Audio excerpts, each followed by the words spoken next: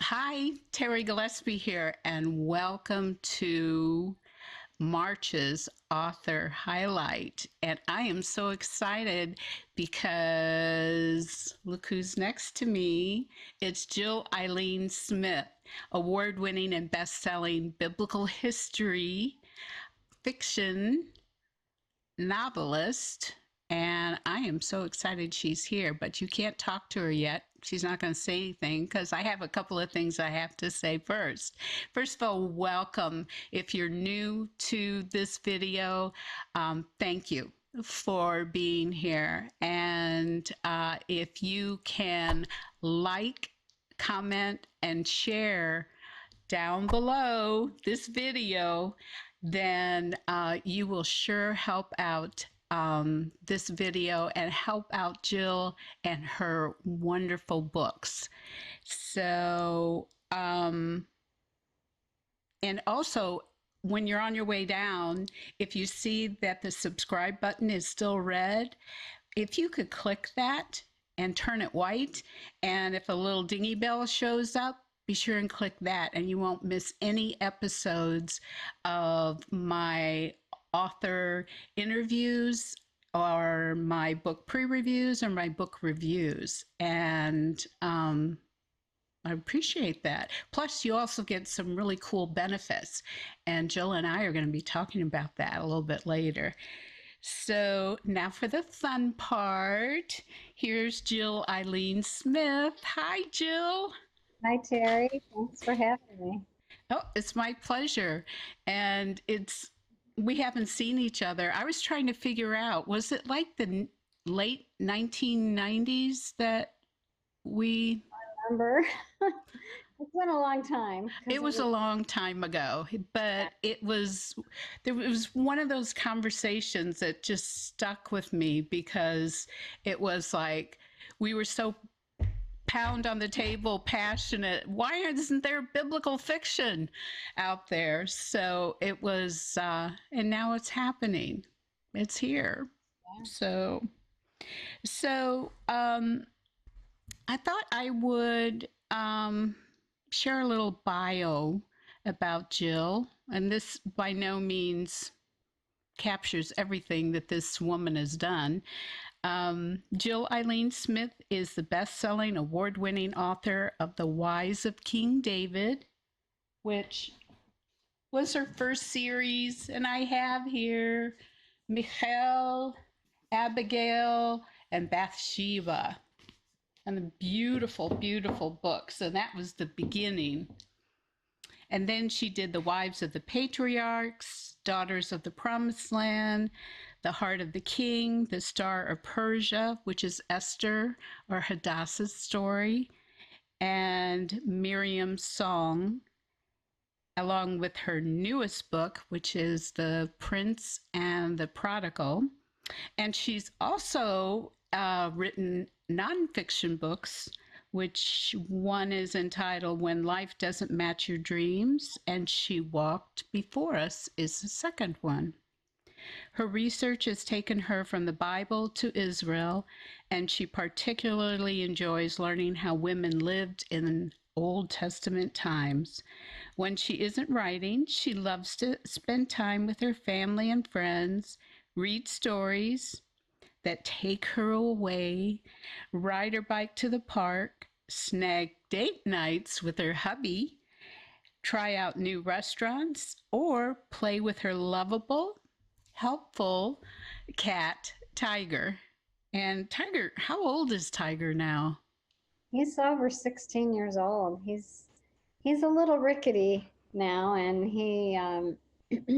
he was doing better before we moved, and then he lost a little weight again, and so we're keeping him, like we keep coaxing him with love and lots of food, and he loves oat milk every morning now, and he just enjoys being with us. He doesn't like being left, and change is hard, but he's adapting. We just need to convince him that 7 o'clock in the morning is not the time to start yelling at the bedroom door because we sometimes like to sleep till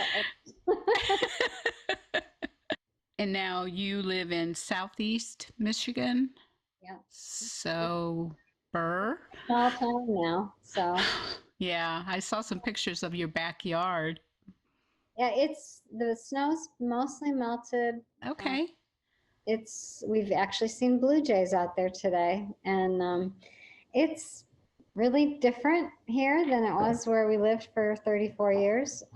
We raised our kids in the other city, and it was hard kind of to leave that house, and yet it was so time to do so because the neighborhood had, I guess you could just say the city is not what it used to be. Yeah. Um, we just wanted to get out where we could see more of nature. Hmm. And we have a nice view. We've got lakes all around us, not in our yard or anything, but like there's parks with lakes around us. And it's just very much more of a township than a city. So people are so friendly. It's kind of takes you aback, you know. You're not used to, oh, someone in the Home Depot spoke to us and said, you know, which was helpful, you know. It's not like they never were in other places, but it's just different, you know. The fact Yeah. that they'll spend time and talk to you and you're like, oh, and he goes on and well, thank you. I didn't even have a clue, you know. So really cool. We're getting used to it and we really like it. So Yeah, that's what happened to us when we moved to the deep south to Georgia from Philadelphia. And the first couple of times, somebody was just being nice. And, you know, my Philly attitude is, what do they want? Are they up to something? Holding my purse a little tighter. And the first time a cashier said, God bless, have a great day. We looked around like, is that legal? Can you say that? So yeah, it has its benefits. So, but they do like to talk. So some do, and that's okay. I mean, as long as we aren't in a hurry or something, but maybe we'll just be more slow paced anyway here.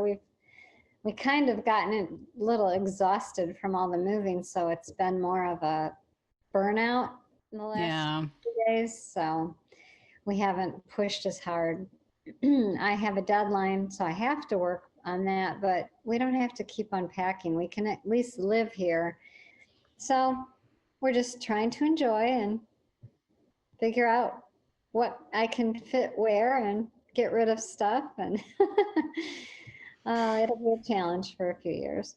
yeah. I know I had to call my library. What you see behind here is about an eighth of what I had in Philadelphia. I had, floor to ceiling, whole wall books plus piles of books. So that was hard. Oh, it is hard. And I've already filled almost all of our bookcases, and I still have boxes that I want to keep but have no place to put. Mm-hmm. Other things that you think you might hold on to for the kids or whatever, you know. So I'm trying to find all the last of the few things. It's like, where is that box that has that in it? And I still don't know. And it'll be in the last box, which of Oh, course it'll be in the last box I because hope not, you because found there's it. about 100 boxes downstairs yet. So. Yeah. Well, you are one busy lady. So, how can your readers and new readers stay in touch with you? What's the best way to do that? Well, my website is the best way, and sign Okay. up for the newsletter. The newsletter goes out at least quarterly and sometimes more often if there's an announcement or something. I don't do a weekly or even a monthly one, but I do try to blog in between, but that's gotten really lax because of too much going on in my actual life. And I don't have anything to say. Sometimes I'm too busy doing stuff, but sign up for my newsletter. It's I try to do a little devotional and make it a little interesting for those. Plus, if you're a newsletter subscriber, you'll get uh, sneak previews of things that the rest of the world doesn't get first. So, like book covers and things like that. So then all of my books are on my website. All the purchase links are there. If you want discussion questions on at least the beginning ones, there you just got to click on the book and look and see if they have them. So I've got all my a lot of pictures of Israel there from our trip in 2008. So What year? What year was it? it was 2008, but my husband took 1,300 pictures, and I promise they're not all there. I won't bore you with that, but I put some of the best ones up. And so that's the best way. I'm also on Facebook, Instagram, and Twitter on a pretty much daily basis, and then Pinterest on occasion.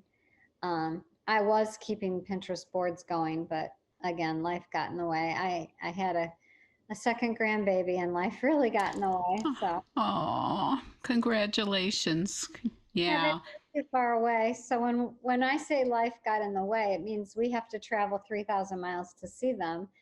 And so, yeah, you end up on a whole trip when you do that, in which they're my kryptonite. If I was asked in a heartbeat to be there, I'd be there, if at all possible. So, or if they called, I would stop what I'm doing and talk. Yeah, our daughter and her husband and stepson are in Chicago. And so it's, we're at the age where it's a 2-day trip. It's not a. Yeah, well, we fly and it's a 5-hour flight. And now this last time we got to babysit our granddaughter in January for 9 days, but we had Delta stopped doing a straight through flight to Portland. So we had to stop, get off, change planes. I'm like, why'd you go and do that? It was so much easier when it was just 4 to 5 hours straight through. But they did. So it made it a lot more work. Yeah. But yeah. But at least it's Portland. I mean, it's so pretty there. We used to live in Washington State. Yeah. We lived there for a couple of years. What part? We have relatives there. We lived in Kent. Yeah. Familiar with that. They're in Seattle, and then they have a small cabin somewhere else. But our other kids live in LA, and that's a lot different than Portland. Yeah, very different. They're both very out west and too far. So anyway, so that's what keeps me from doing as much as I used to do. But I do still keep up writing the books, and that's what matters. So yeah, well, and we love your books, and we want you to keep doing that. oh, I hope. So, by the way, all of those links that Jill was talking about are down below in the description section. And when you get down there and it says show more, click it and you'll show more. And you'll see all of those links and where to buy her books and just some other things that we'll talk about later. Now, by the way, Revell has done an incredible job on these book covers. They are just beautiful. Do you have any say-so in those covers? No. I mean, they will send out at the end of every year, I get a titling questionnaire. And in that titling questionnaire, they want my ideas for title. They want all the details of the book. And then they want my ideas for cover. Mm-hmm. So what I do when I write a book, I cast my characters. I use Scrivener, and in Scrivener, I used to make actual poster boards, but now I'm more tech savvy, and I will go on search for, say, Egyptian or Israeli or whatever that character is, models or actors or actresses. Mm-hmm. were pictures that I think might have looked like my character, and then I put them in my little Scrivener box and in there so I can look at them and get an idea. So when it comes time for a cover, I just send them the pictures of the people I envisioned, and then they go from there. But the Yeah. product, I never, the last few, I mean, early on, they would ask me some questions like about jewelry or what they, this or that. But now, and they might ask me what I'd like to see on it, but I Hmm. don't really see it until it's done. And then it's like, is this okay? And it always is. I mean, I haven't had to suggest a change since McCall. So, Yeah, she's pretty beautiful. She's got that little pouty thing from her father, though. yeah, and it was only the headpiece I had to suggest because they had faces on her headpiece. And I said the Jews would not have done that. So Mm-mm. they put jewels instead. So that was Smart. a Photoshop fix. So I mean, I guess there was one other I asked him to change the color, but other than that, no. I Well, and they're now beautiful. they have a new cover designer who did Prince and the Prodigal, and she's pretty talented. So Yeah, yeah, they found a really nice looking guy for yeah, for Joseph. They no, really did. but yeah, he works. Yeah, I mean, I usually don't look at things like that, but it was like, yeah, he could be Joseph. Yeah. Could be. So, I thought it would be nice for our viewers to have you read some of your books. So, would you like to do that? Sure. I don't know Thank how you. well they'll hear me read, but I'll give it a shot. Okay. Okay, we'll start with chapter 1. 1841 BC. Joseph walked the ancient path from the fields near Hebron to his father's tent beneath the oaks of Mamre. The shepherd's staff rested in his right hand, but his gait felt weighted despite the brilliant colors of the setting sun and the cool whisper of the breeze in the trees above him. He wasn't sure he wanted the role his father had placed upon him. His brothers certainly would not approve. The scent of roasting lamb wafted to him, and a moment later the cry of a child met his ears. He hurried closer as Dinah emerged from his father's tent, carrying his brother Benjamin. You are back, Dinah said, smiling above his brother's wiggling body. The boy was nearing his first birthday and did not often like to be held, except by Joseph, though he seemed to tolerate Dinah above the other women in the family. Yes, he said, dropping the staff and reaching for Benjamin, who now tried to fling himself into Joseph's arms. There you are, baby brother.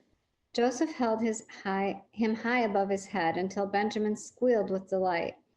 They played their little game until Joseph finally set Benjamin in the dirt and held his hand to help him walk toward their father's tent.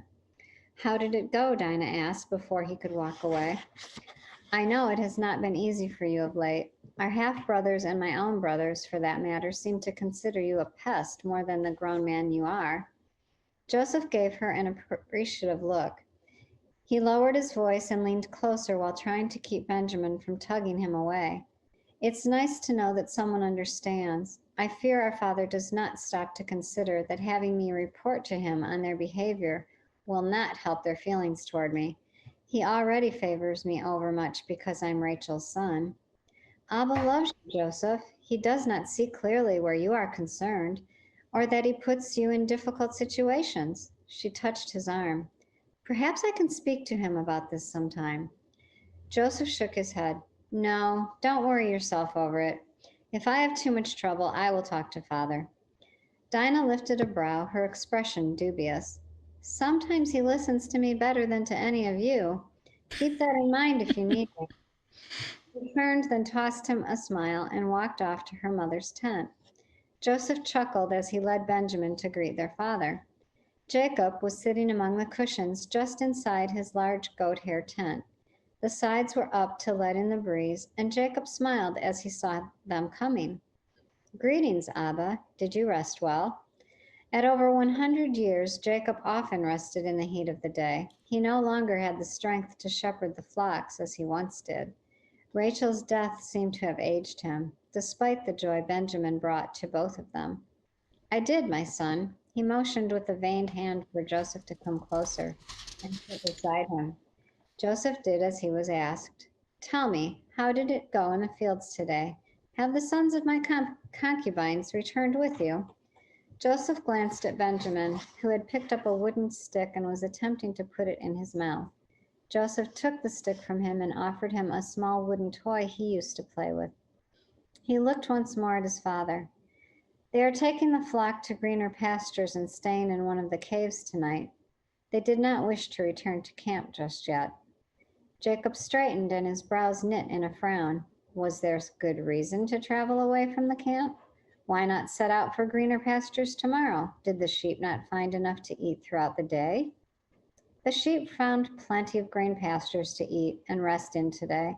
I told them we should bring the sheep to the pens tonight and set out elsewhere tomorrow, but they did not listen.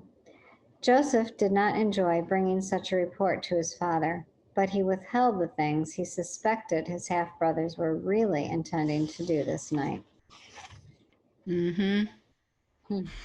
That really gives us a taste of the conflict that's going on. It's really interesting because in your book you looked at Joseph as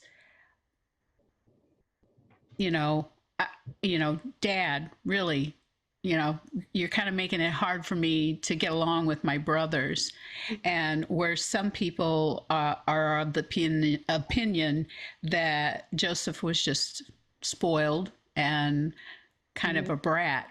So it's interesting because one of the translations for what's been translated as colored, the coat of many colors, is actually translated, one of the translations is the coat of long sleeves. And the reason why the long sleeves are significant is it meant he didn't have to work because his hands, he didn't need to get his hands dirty. So both depict singling him out and making it a real struggle with the brothers. Yeah, you wonder if Joseph wanted to wear the coat or did it because his father wanted him to, and that was a call I had to make because who can know his motives? Yeah. I mean, it would be very difficult, 100-year-old father, that to not wear it. That would be very difficult. I think I would still wear it, even though, my brothers are poking fun at me. So, yeah, I probably would have made the same call. So, the author highlight blog on my website, the interview there has a lot of fascinating information about you. And I've got the link down below, as well as the link to my video review, which was a 5-star review, of course. And what I like to do with these video interviews is to ask kind of fun questions. So one of the questions that I asked Jill was, what is something that we don't really know about Jill Smith? Well, some people may know this, but I love photographs. When I was a little girl, not old enough to stay home alone, my mother worked part-time. And in the summers, she would go to work and I would be dropped off at my grandmother's, my maternal grandmother. And because my paternal grandparents lived in California, so I only knew the one grandma. And she would babysit me, and actually she would just teach me things. We played pinochle, she taught me how to bake pie, and then she would get down her box of pictures. And I still have those photos, and they're all like from the they go back into the 1800s, into the 1920s and 40s, mostly early, because she was married in like 1922. And so it was before her marriage, and even as her as a little girl. But there's all these different photos, and every photo she'd bring out, I'd want her to tell me the story behind the picture. And so she did, and I'm like, why are you dressed up like that? And why are you're in a tree, and grandpa's beside you, and where was this? And so she told me all the stories. And who's that little girl you're holding? Oh, that was a girl I took care of for a year after we were married. That kind of thing. What about these two dolls you and your sister had when you were little? And all those stories were things that I didn't know at the time, but she was making me into a storyteller by being a storyteller herself. My mother was a reader. She would stand at the stove with a book in one hand and stir the pot with the other. But my grandmother was telling me the stories through the pictures. And to this day, I love to get new pictures. I like to, if I have, at the old house, we had a family picture wall. And anytime I could get my hands on a new picture, I'd change it because I like to look at fresh new photos. Mm-hmm. I don't think everyone realizes how much that means to me, because besides taking photos, it helps me remember the event. Because as we get older, we've done so many things. My husband will go, oh yeah, do you remember when we did? And I'll go, no. And Mm-hmm. do you remember when we did? And he'll go, no. But if you have the photo that you were there and you did that, you're like, oh yeah, we did that. But you might not remember it, but you have the proof that you did. And so I think when I see people take really good pictures, I wish that I could get a good camera, not just my iPhone, and learn how to take really good pictures. I mean, I try, but they're nothing compared to what a really good photographer could do. And so that's my little known fact about me. Well, it's kind of cool because really it's your origin story. Yeah. Because I mean, my grandmother was my best friend, and she was a storyteller. And boy, I wish I would have had photos like you and your grandmother had. But I had all sorts of reading and learning disabilities, and she knew that. I guess somehow she sensed that and understood that. So it was always about storytelling. So, um, you know, we as grandmothers, we don't realize the impact that we can have on our grandchildren's lives. And look what your grandmother did. She not only gave you a love for story, but she gave you a love for history. And that is writing about her era. In fact, I did.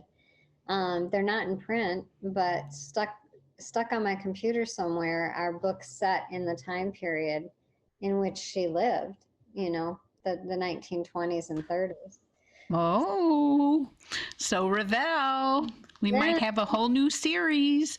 I don't think they want my suspense. They have quite a few good suspense authors. Those were totally different genre, but maybe someday I'll self-publish them or something. I don't know. When Yeah, I don't have time. So yeah, as a tribute to your grandmother. That it's so cool. Well, this month's giveaway is really exciting because Jill has generously offered for the winner not one, but two copies, or two books. One copy of The Prince and the Prodigal, and the other is The Star of Persia, Esther's story. So, and signed? yes. So, and if you want it personalized to you or to someone else, I'm willing to do that. Excellent, excellent. Yeah, those are the books. When I called my library when we moved down here from Philadelphia, it was the books that were signed that survived the culling. Okay. Um, um, so here's how you, the viewers, can increase your chances of being the winner of this exciting gift package.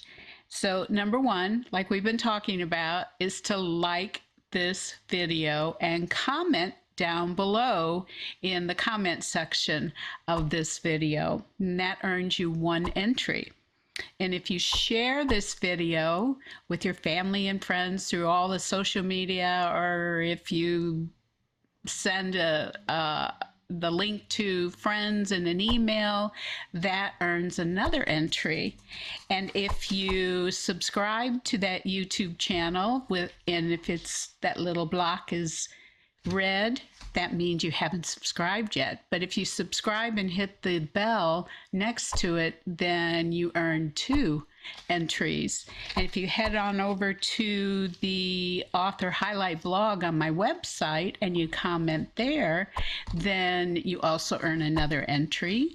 And if you subscribe to my newsletter, you get 2 free downloadable gifts and another entry. So that's a total of 6 chances to win this great prize package. So the drawing will be held Friday, March 11th. So the last day to enter will be March 10th, which happens to be my hubby's birthday. And and also, as I mentioned before, if you're already a subscriber, as long as you comment down below, then you'll get those extra 2 entries. So you don't have to be a new subscriber to get those special benefits. And also, unfortunately, the entries have to be from the contiguous U.S. Those are the only ones that are eligible. Sorry, Canada, Alaska, Hawaii, South America. At this time, not yet. Jill, do you have any final words for our viewers before we sign off? Yeah, kind of going on the book's theme and on the themes of all of my books. They all deal with forgiveness, reconciliation, and redemption. And in this book, as readers read The Prince and the Prodigal, I hope they come away with the realization that it does not pay to run from God, as Judah learned. Even if you keep the faith and stay true to him, you're going to have things in life to forgive. People will always disappoint you and let you down. Life will disappoint you, and you can either grow bitter or you can let those disappointments teach you, and you can grow better as you give them all to Jesus. Absolute surrender is what I've learned is the only way it's the most important thing we can do, and it's obeying and loving Jesus is the only way to true freedom. That's what I hope comes through in this book, and it's what I hope readers take away from it. Amen. Those are good, great parting words. Great parting words. Thanks again, everyone, for watching the 15th episode of Author Highlight with Terri. And thank you, Jill, for being my special guest. Just a reminder, in the description section below, I'll have those great links to Jill's website, to her social media, and where you can purchase her books. And as always, Jill and I really do appreciate the social media likes, follows, and subscribes. Now, next month, the Author Highlight blog and YouTube interview will feature best-selling and award-winning author Kelly Stewart. Now, she's also part of the Revell family. So, do you know Kelly? I haven't met her, no. Yeah, I've already read her book. It's really good. It's really good. So thanks again, everyone. I appreciate you coming by, and say God bless and keep reading.